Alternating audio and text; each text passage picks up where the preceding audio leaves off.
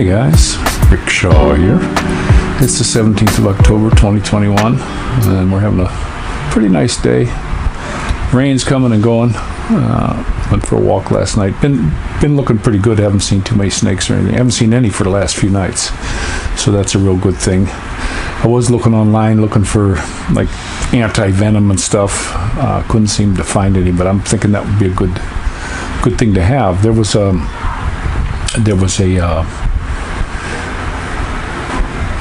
thing I watched online that the girl sent me about her another one that she saw. Her grandfather got bit by a cobra and died. And then I went online and looked. Now we haven't heard of anything, where we are, but there were a few. If you look online, there's a few in there where they got bit. That somebody got bit and it killed them. So would be a good thing probably to have some anti-venom handy. I don't know if there's a shelf life on it. But another thing that happened to me was, this was a month or so ago. Somebody sent me this link, and I was watching it, and I lost it. I took it out. I looked for it. I couldn't remember who sent it. And on Telegram, my goodness, I got so many in there right now. And I get some that I get 100 things a day from one guy. I'm trying to find it. If I find it, I'm going to put it in the description because it was really eye-opening. And it was something I didn't know, guys. It was about lamb's blood, and they make snake venom out of it. And if a lamb gets bit, there was one lady gave her little story about she got bit in the face by a rattlesnake. And yeah, it swelled up, it got sick, but didn't die. It was just a little new sheep she had. And boy, that's a major symbol, because look what God did. He gave the lamb, his son, the lamb of the world, to be slain for us. And he takes care of the venom, guys. If we're covered by him, we're covered. He's going to keep us from all the venom of this world. But I am looking through the Bible. I looked at a lot of preachers in the past. I did have an old guy when I was very, very young. Was actually walking papers, we called it. It was for store flyers, and I could carry 4 bags, and you got so many dollars per 1,000 that you delivered. I think back at that time it was $30. Well, I could carry 4 bags. And I wasn't one of these guys where some of them would take their papers and throw them in a dumpster somewhere. No, I delivered them. And I was big guy, could walk really fast, and I didn't wait for anybody. I boogied. Sometimes they put you with a guy across the street. I said, you better put me with somebody quick. And we boogied and got those store papers out. Well, there was a old guy back then, black fella, and we were talking about the Bible. A lot of people in the neighborhood said, oh no, he's an old queer guy and all this stuff. Nah, he was just a super nice fella. And we talk about the Bible, and he'd say, no, you're doing that wrong, because they're not writing that to you. That's being written to the Jews, or this is being written to these. So that's where I first heard of dispensationalism. I didn't know it was called that back then, but I watched that Dr. Gene Kim, I believe it's called Real Bible Believers is his. I watched that. That's a good one. Nelson Waters. There's a bunch of good ones on there. You can find them if you look. And so that's something I buy into. You should look into it. Now, some of these preachers, and there's a lot of Filipinos who like Joel Osteen. That's kind of scary, guys. I look at that. When one time I watched him. Filipinos were there, and they put him on the channel because he was there at his church. And one of the things he said, he goes, pray for a Mercedes and all that. I don't think you ought to do that. That's just my opinion. I don't want to get anybody too ticked off, but look into the teachings of that, and like the Calvinists and stuff, that you have to do works. My understanding is, guys, the work was done for you already. Yeah, if you love somebody, you don't want to do them wrong, and you want to do things to please them. That's just the way it is. It's like your kids, it's like your dog. It's what you want to do. If you really love them, you want to please them. And yeah, should you do works? You betcha. You should do good things. But I don't think, from what I've seen and reading the Bible, but trust me, guys, I've had many a time where there was tons of dust on my Bible. So don't, I'm not trying to say I'm some kind of big know-it-all in the Bible. I have known people that you could give them a verse and they'd say it out of memory. They just knew it. That's not me. I know a few of them, but I always liked going to the churches where, preacher would get up there and start talking about something, and he would give you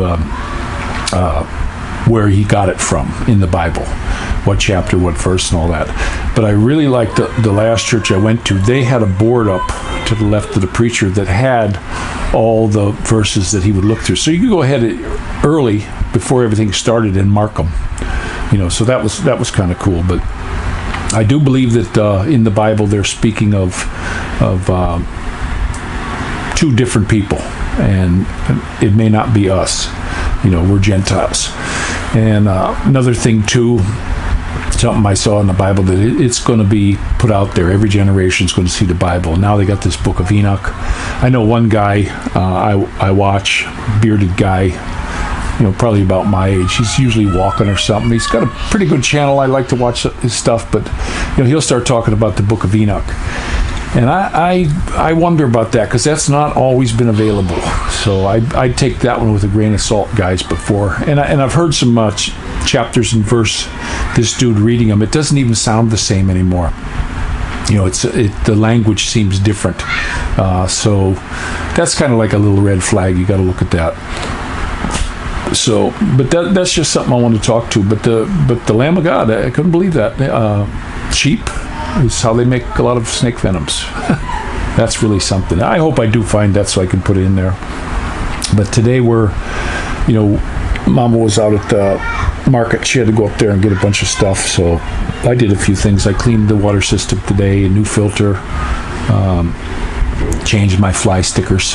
Anyway, my fly stickers were just covered in bugs. A lot of little ones, so I got those all cleaned up today and cleaned up around the house a little bit. The water pressure this time was down a little bit because that filter was pretty plugged. It's amazing how much crap. The last filter I put in was the 10 micron filter, and I'm not kidding you guys, it was completely plugged, just about. That's why the pressure was getting lower. We always have good pressure in the sink, even if that thing is plugged, but it'll hurt it up here. I changed it. We had good pressure today in the first place, because when I was going to get a shower first, and I thought, I'm going to get sweaty. But it was pretty good, but after I changed the filter, it got a lot better. So pretty soon we're going to put the pump in. I don't know if I'm going to need a tank or not, but I have the pump. That'll go in real soon. I just got to find a way to get electric over there, without having to run a big cord. I won't leave. The pump shuts itself off automatically.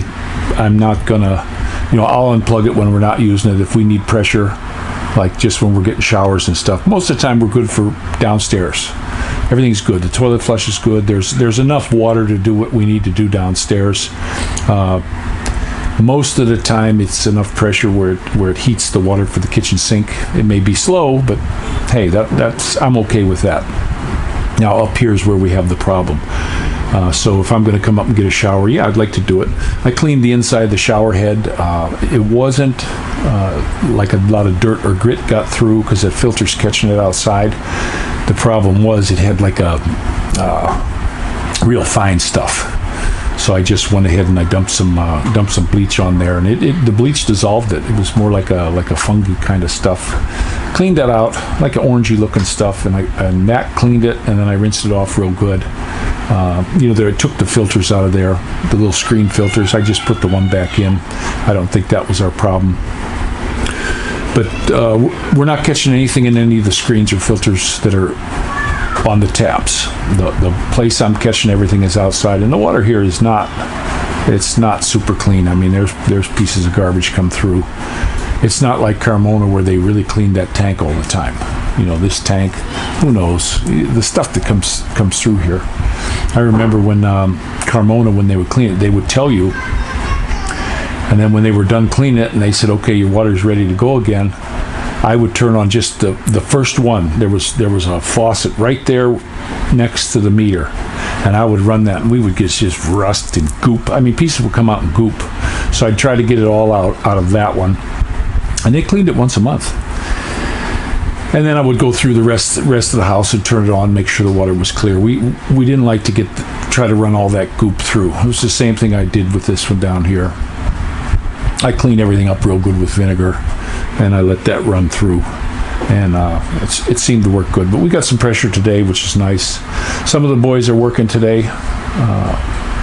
Sunday, and they still work. Most of them went home, but there's a lot of them still working, and they're getting these houses done. And I see they're making spots for some more. They're going to start. It just keeps going. I don't think they got all the workers they need. I really don't. If you're a Filipino construction worker, I would recommend going to Lipa City and going down to Demeterland, or even find one of the guys here. Send an email if you're a good construction worker. They'll put you to work. I think they'll put you to work here. I know when we got Coco in, he's a good worker. Trust me.